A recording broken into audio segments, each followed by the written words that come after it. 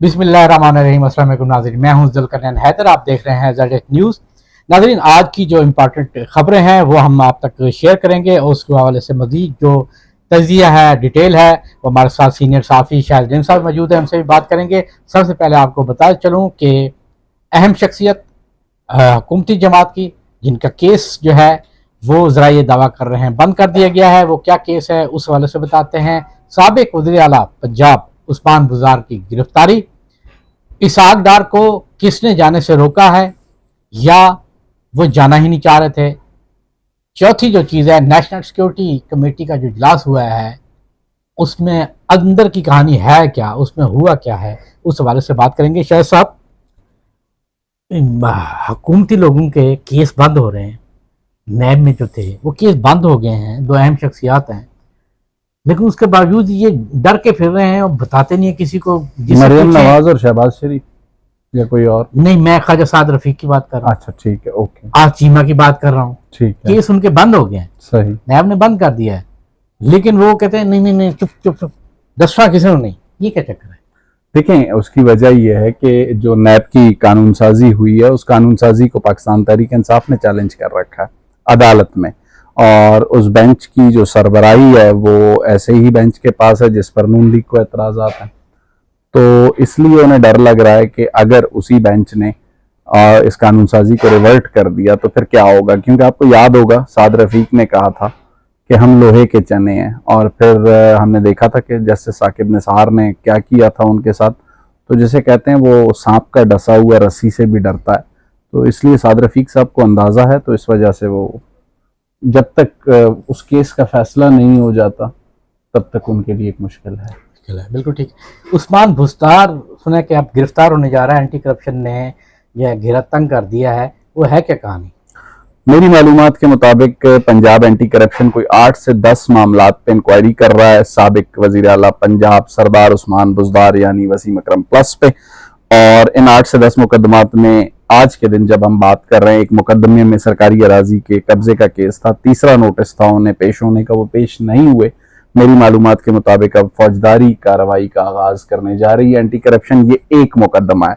इसके अलावा अगर हम बात करते हैं तो ट्रांसफर पोस्टिंग्स पर कमीशन, किस तरह उनके करीबी अजीज पैसे लेते रहे एक एक पोस्ट के, वो इल्जामात हैं, उन पर इंक्वायरी हो रही है। इसके अलावा जुनूबी पंजाब में ये ना हो वो ये कह दें सही मैं तो कुछ भी नहीं किया। देखें, अल्टीमेटली जिस दिन उस्मान बुज़दार गिरफ्तार होंगे तो ये बात फिर बुज़दार हाउस तक नहीं रुकेगी, ये फिर यहाँ इस्लामाबाद में आएगी और वो जो फरागोगी मुल्क से बाहर है उनका जिक्र आएगा। तो बहुत सी चीजें, और फिर बात आगे तक जाएगी। सुना है ये किसी चाचू के घर भी यहाँ जब आते थे इस्लामाबाद तो जाते थे और उनको भी नवाजा गया है। देखें, बहुत सी चीजें, अब भी हम जितनी चीजें हमारे सामने हम उन पे बात कर ले, आने वाले दिनों में जब आएंगे चलो चाचू पे भी बात कर लेंगे। चाचू का रोल क्या था, वज़ीर आला बनवाने में क्या था, ये सारी बातें फिर उस वक्त खोलें जब वो, जब वो भी घेरे में आए तब। अभी फिलहाल वो आजाद घूम रहे, आप क्यों उन्हें परेशान करना? हाँ सही बात है। अब क्योंकि वैसे भी जेरे ताब है सारे, तो अभी तो कहानी इन्हीं की खुलनी है ना, खुलनी है, वो तो लाजमी सी बात। साफ जरा देखें, उस्मान बुज़दार के हवाले से जुनूबी पंजाब से उन्हें एक मौका मिला था। अच्छा, बहुत से लोग एक आर्ग्यूमेंट भी करते हैं कि जी उन्होंने बड़ा काम किया डीजी खान में। देखें, प्रॉब्लम ये होती है, बड़ा काम जरूर किया है, उस बड़े काम के नतीजे में बड़ा कमीशन भी है। हमें सिर्फ बड़ा काम नजर आता है, बड़ा कमीशन नजर नहीं आता। तो बड़े कमीशन की फाइलें खुल रही हैं और जब गिरफ्तार होंगे तो मजीद खुलेंगी, और जब मजीद चीजें सामने आएंगी तो फिर मामला इस्लामाबाद भी आएगा, बनी गाला तक भी जाएगा। फिर हो सकता है फरागोगी को भी किसी तरह इंटरपोल से बुलाया जाए कि जी आए बताएं कौन कितने का शराकतदार था। लेकिन हम तो ये भी सुन रहे हैं कि शायद वो भी लोग आएंगे जो इस वक्त हुकूमत में है, पीटीआई के दौर में वो भी नवाजे जाते रहे हैं। देखें, जब नवाजे जाते रहे, अगर उन्हें कोई रिलीफ हुकूमत ने देना है तो देगी, लेकिन जब मुकदमा अदालत में जाएगा अदालत तो रिलीफ नहीं देगी। बिल्कुल सही है, बिल्कुल सही। इसहाक डार साहब ने प्रेस कॉन्फ्रेंस की है। सुबह खबर आई कि जी इसहाक डार साहब जो है वो अमेरिका जो जा रहे थे, उनका दौरा मनसूख हो गया है, दौरा ख़त्म हो गया है। फिर कुछ खबरें आई कि जी IMF ने उनको कहा है कि जी आप ना आएँ, ठीक है जी।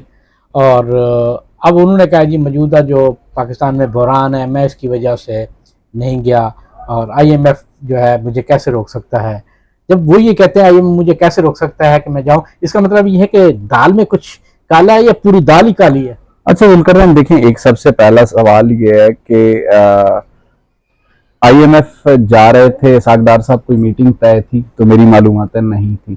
और जिस इजलास के लिए वो जा रहे थे वो मेरा ख्याल है उनका कोई एनुअल स्प्रिंग मीटिंग होती है, IMF वर्ल्ड बैंक के लोग वहां आते हैं। अभी भी ऐसा नहीं है कि पाकिस्तान से कोई नुमाइंदगी नहीं जा रही।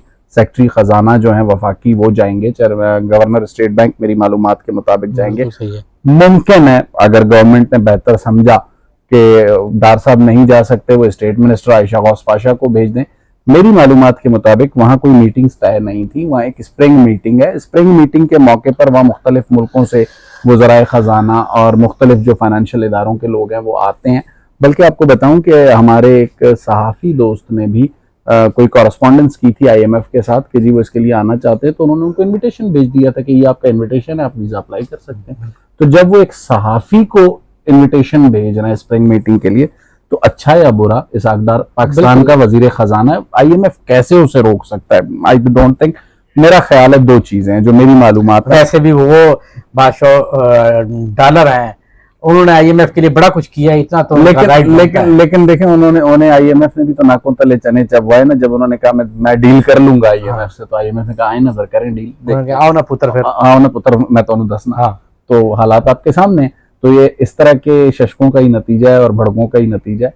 तो एक चीज याद रखिए, मेरी मालूमात के मुताबिक दो बातें हैं। एक, अभी तक IMF आपको जो है स्टाफ लेवल एग्रीमेंट पे तैयार नहीं है। ऐसी सूरत हाल में अगर वो वहां जाते और वापस आने पे स्टाफ लेवल एग्रीमेंट ना होता तो बहुत ज्यादा सुबकी होती। तो पॉलिटिकल माहौल को सामने रख के इनिशियल गुफ्तगू के लिए सेक्रेटरी खजाना रवाना हो गए हैं। वो जो मिन्नत तरला प्रोग्राम है वो चलता रहेगा। खबर फ्लोट होती है कि 10 अरब रुपए हुकूमत ने इलेक्शन कमीशन को दे दिए हैं। सही।